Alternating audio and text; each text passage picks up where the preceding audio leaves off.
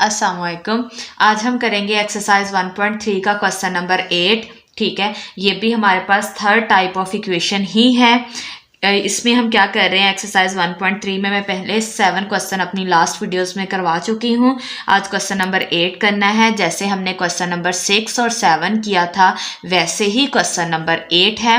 ठीक है, इसमें हमारे पास थर्ड टाइप ऑफ इक्वेशन का जिक्र हो रहा है, मतलब एक ऐसी इक्वेशन जिनको वो क्वाड्रेटिक नहीं है, हमने उन्हें सॉल्व करना है। तो सॉल्व करने के लिए क्वाड्रेटिक बनाना है, मतलब जो दी गई इक्वेशंस है उनको रिड्यूस करके क्वाड्रेटिक बना रहे हैं और फिर सॉल्व कर रहे हैं। ठीक है, तो यहाँ पे हमारे पास ये जो फ्रैक्शन है 4x + 1 ओवर डिनोमिनेटर में है 4x - 1, ये ऐसे ही रहेगा, प्लस ये जो फ्रैक्शन है हमारे पास 4x - 1 ओवर डिनोमिनेटर में है 4x + 1, ये ऐसे ही रहेगा। इक्वल इक्वल में क्या है हमारे पास, ये एक मिक्स्ड फ्रैक्शन है। इसे हम कैसे पढ़ेंगे, 2 कंप्लीट 1 ओवर 6, ठीक हो गया, या फिर 2 कंप्लीट 1/6। ये मिक्स से इम्प्रॉपर फ्रैक्शन बनाई जाती है। इम्प्रॉपर फ्रैक्शन कैसे बनेगी, ये जो साइड वाली वैल्यू है उसे डिनोमिनेटर से करेंगे मल्टीप्लाई, तो 6 2 12, 12 आया, वो जो 12 है वो न्यूमिनेटर में होगा ऐड, तो 12 को 1 में ऐड करेंगे वो हो जाएगा 13, और डिनोमिनेटर में जो वैल्यू है 6 वो वैसे की वैसे ही रहेगी। अब ये जो हमारे पास इक्वेशन बन गई है, मैं इसको नेम दे लूंगी 1 का। ठीक है, मैं इसे इक्वेशन 1 का नेम दे लेती हूँ। अब नेक्स्ट क्या करेंगे, अब ये देखिए हमारे पास ये जो इक्वेशन 1 बनी हुई है, एक फ्रैक्शन ये है, दूसरी फ्रैक्शन ये है। इक्वल में ये तो थर्ड फ्रैक्शन है ना, मैं इधर वाली फ्रैक्शंस को देखूंगी जहां पे वेरिएबल मौजूद है। अब ये फ्रैक्शन पहले में देखें 4x + 1, ये पहली फ्रैक्शन का न्यूमिनेटर है, तो दूसरी फ्रैक्शन का डिनोमिनेटर देखें 4x + 1, ये न्यूमिनेटर और ये डिनोमिनेटर बिल्कुल सेम है। तो पहली का डिनोमिनेटर देख लें, फिर 4x - 1 पहली का डिनोमिनेटर, तो ये जो सेकंड है उसका न्यूमिनेटर 4x - 1 ये सेम है। ठीक है, मतलब इसका न्यूमिनेटर इसके डिनोमिनेटर से सेम है, इसका डिनोमिनेटर इसके न्यूमिनेटर से सेम है। तो क्या करेंगे हम, मतलब एक दूसरे के ये फ्रैक्शन और ये फ्रैक्शन एक दूसरे के उलट है, रेसिप्रोकल है। मैं लेट कर लूंगी इन दोनों में से कोई भी एक फ्रैक्शन, चाहे तो ये चाहे ये। ठीक है, मैं लेट कर लूंगी, एक नया वेरिएबल इंट्रोड्यूस करवा लूंगी, इनमें वेरिएबल x मौजूद है, मैं नया वेरिएबल y ले लूंगी।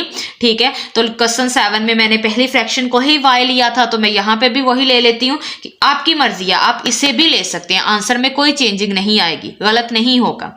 तो हम पहली फ्रैक्शन जो है 4x + 1 ओवर डिनोमिनेटर में है 4x - 1, इसे इक्वल कर लेती हूँ y की, ये मैंने लेट कर लिया है।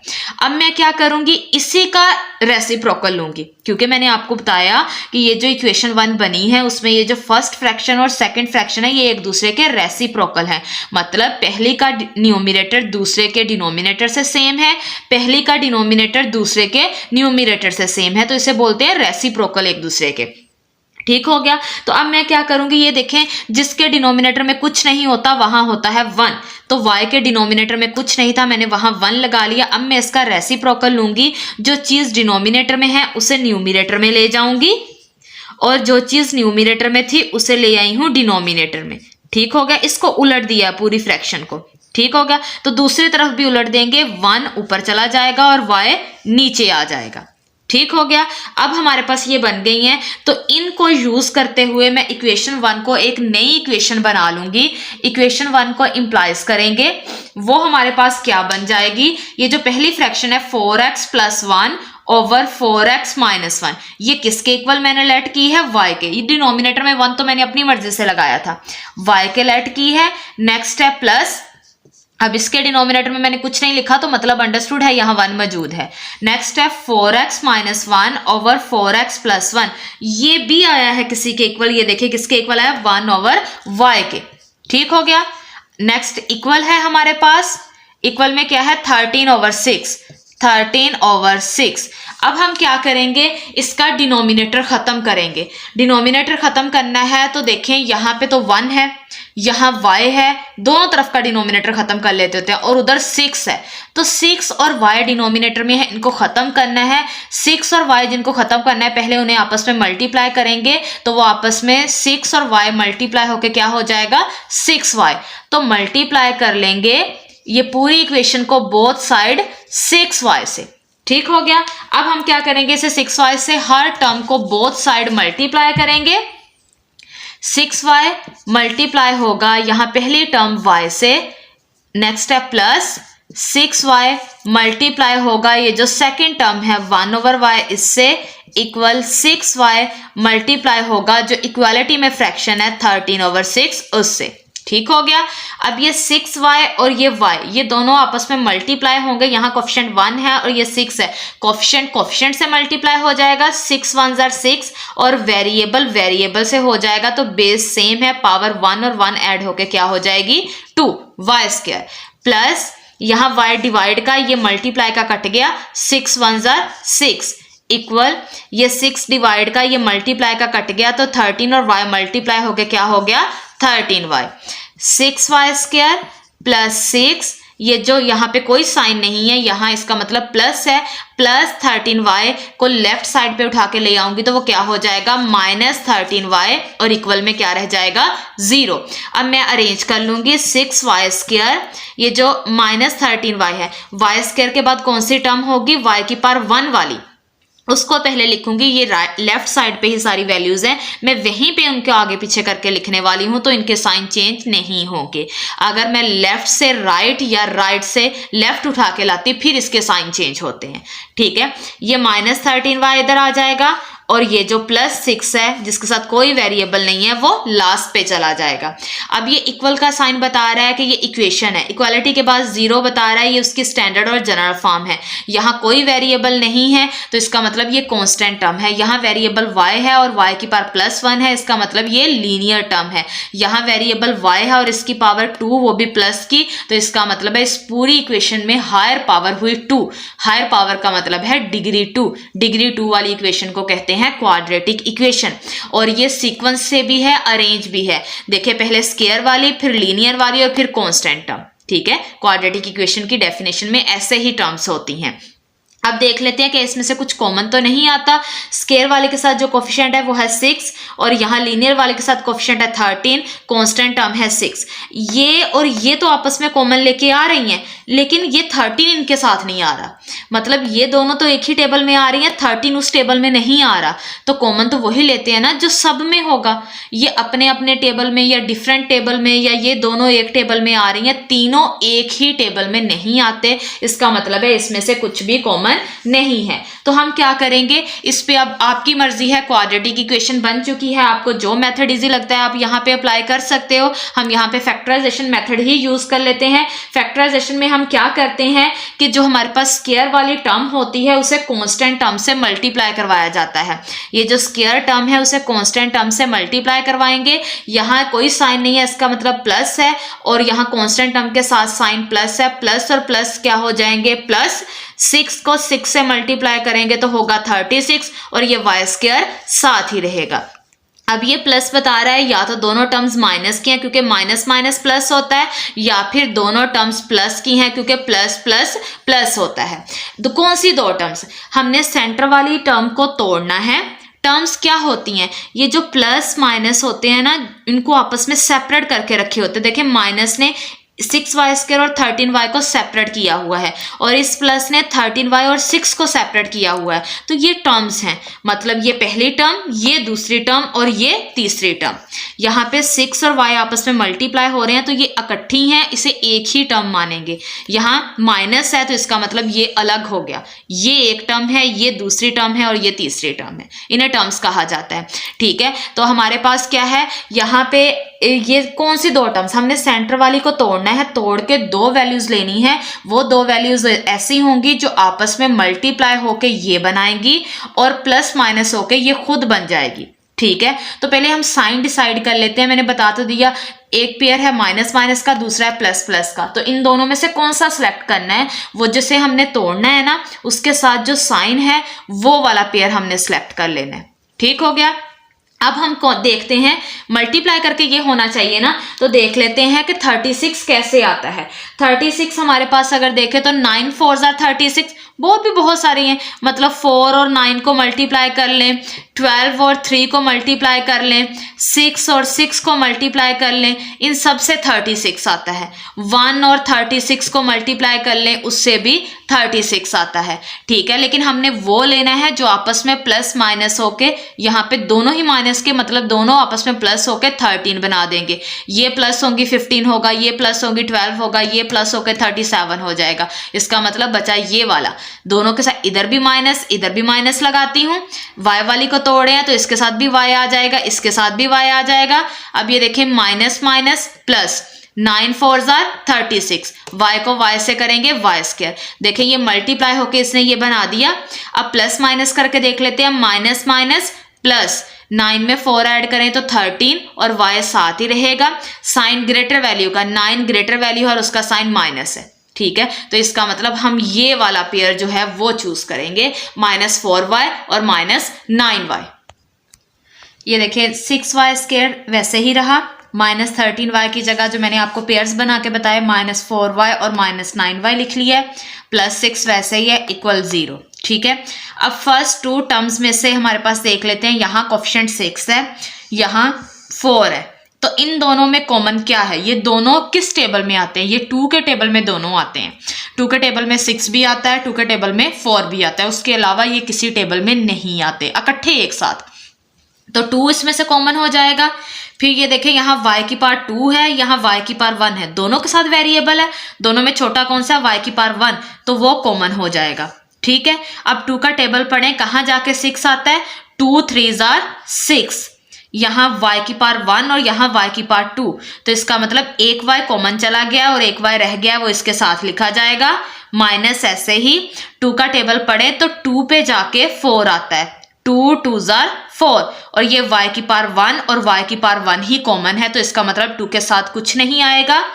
आगे हमारे पास क्या है, माइनस है तो माइनस बाहर ले लेंगे, 9y + 6, पहले कोफिशिएंट देख लेते हैं, 9 6, 9 और 6 दोनों 3 के टेबल में इकट्ठे आते हैं, 3 के टेबल में 9 भी आता है, 6 भी आता है, इसके अलावा ये किसी और टेबल में इकट्ठे नहीं आते, अलग अलग तो आते ही हैं, तो हम कॉमन वो लेते हैं जिसमें ये दोनों आए, तो इसमें 3 कॉमन आ जाएगा, और यहाँ y है, यहाँ वेरिएबल कोई भी नहीं है, तो वो कॉमन नहीं आएगा। ठीक है, यहाँ बाहर माइनस लेने की वजह से इसका और इसका साइन चेंज हो जाएगा, माइनस साइन को चेंज कर देता है। 3 का टेबल पढ़ें, कहाँ जाके 9 आता है, 3 3 आर 9, और ये y इसके साथ ही आ जाएगा क्योंकि बाहर कोई वेरिएबल नहीं लिखा गया है कॉमन। यहाँ ये माइनस के थे, यहाँ प्लस के हो गए क्योंकि बाहर माइनस लिया है और उसने इसका साइन चेंज कर दिया है। अब ये जो प्लस है ये भी माइनस का हो जाएगा क्योंकि बाहर माइनस है और उसने इसे चेंज कर दिया है। 3 का टेबल पढ़े, 2 पे जाके 6 आता है, इक्वल 0।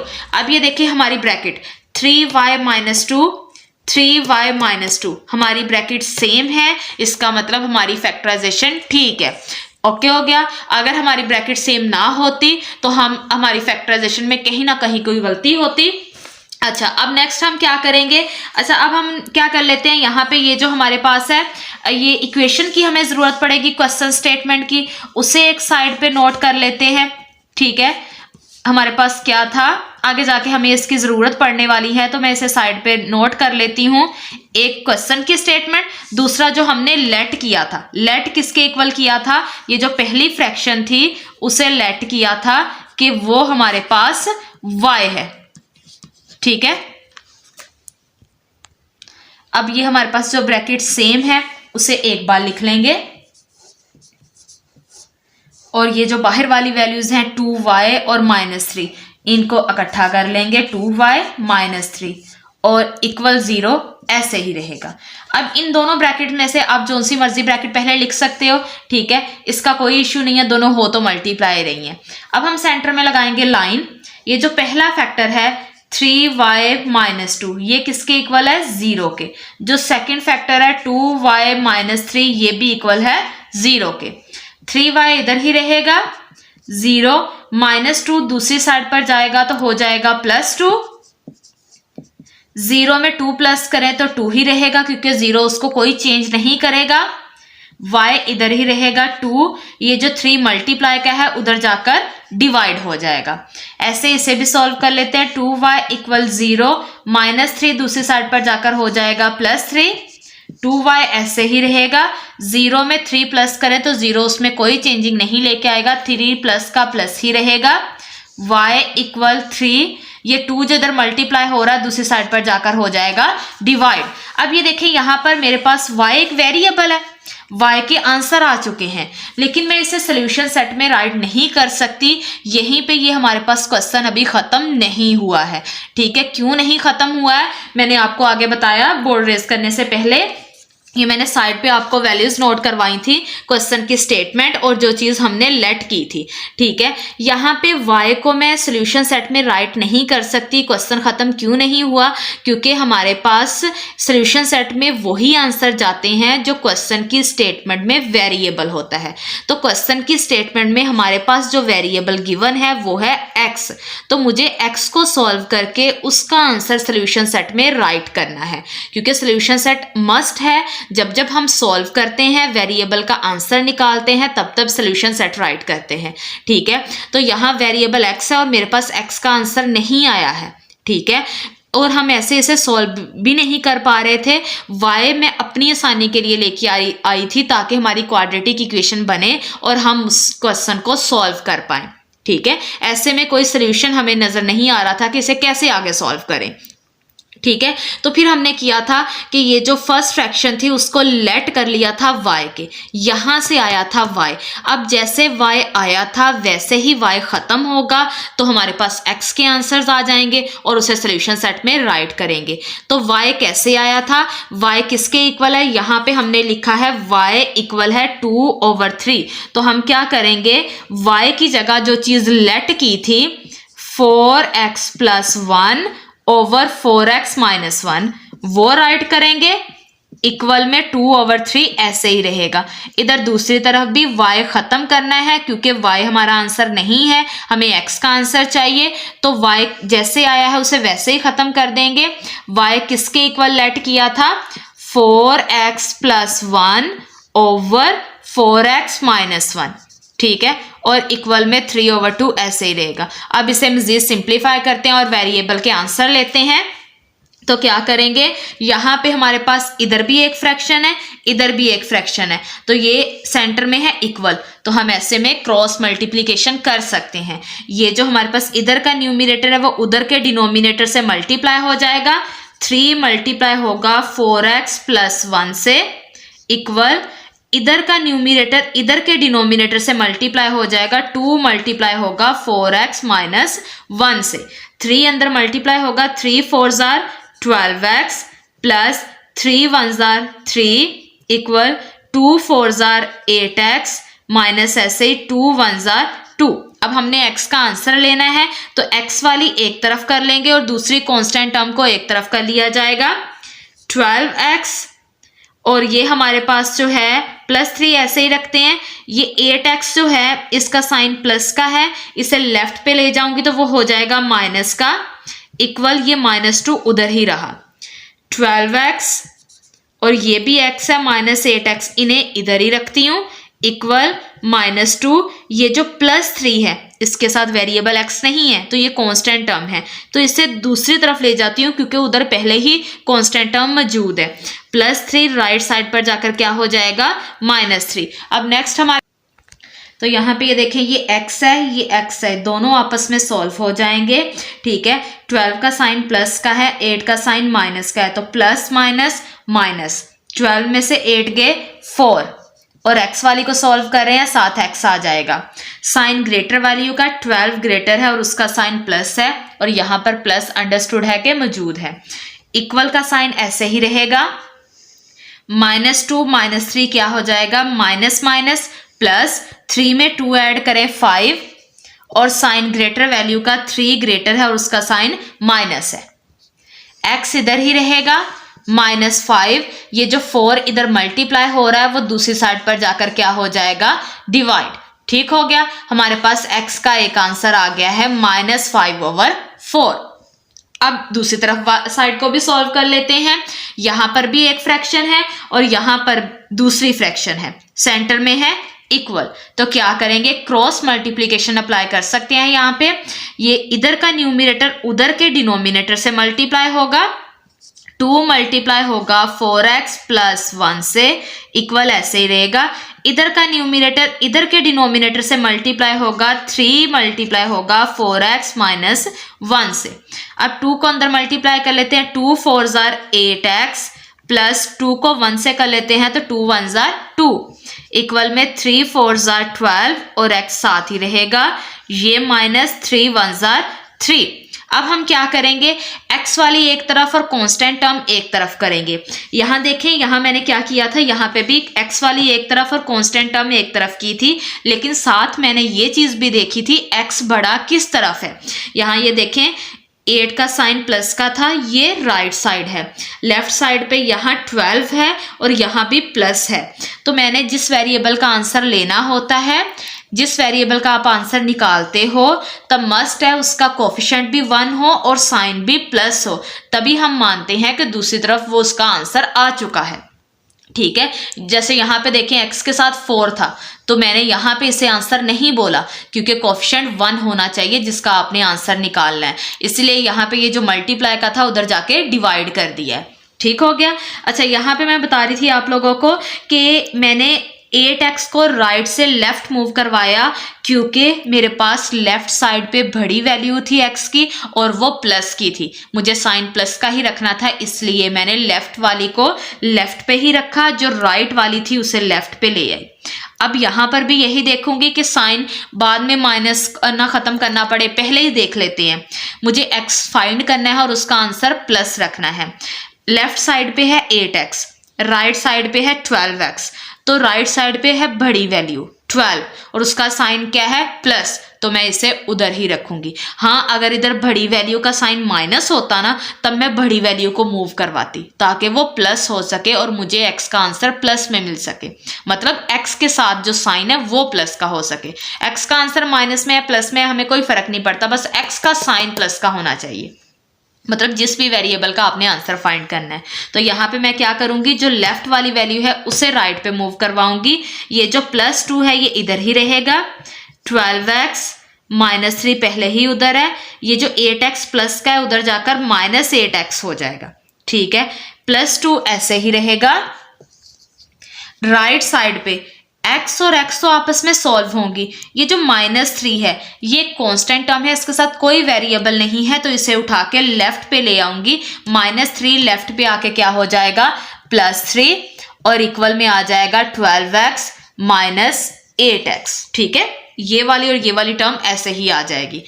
3 और 2 दोनों प्लस के हैं, आपस में प्लस होके 5 हो जाएगा और साइन भी यहाँ प्लस का ही रहेगा, इक्वल प्लस माइनस माइनस, 12 में से 8 गए 4 और x साथ ही रहेगा, साइन ग्रेटर वैल्यू का वो 12 ग्रेटर है और उसका साइन प्लस है, यहाँ पे अंडरस्टूड है कि प्लस मौजूद है। अब 4 और x आपस में मल्टीप्लाई हो रहे हैं तो x उधर ही रहेगा, 5, ये जो 4 उधर मल्टीप्लाई हो रहा है वो दूसरी साइड पर जाकर हो जाएगा डिवाइड। ये देखें x का साइन प्लस का है और इसका कोफिशिएंट 1 है, इसका मतलब हमारे पास x का आंसर आ चुका है। 5/4 = x लिखूं या फिर x = 5/4 लिखूं, एक ही बात है। ठीक हो गया, ये हमारे पास जो क्वेश्चन की स्टेटमेंट में वेरिएबल गिवन था x, उसका आंसर आ गया है। अब उसका आंसर आ गया है, इसका मतलब हमने इक्वेशन को सॉल्व कर लिया है, वेरिएबल का आंसर निकाल लिया है, तब मस्ट है कि हम इसका सोल्यूशन सेट भी राइट करेंगे।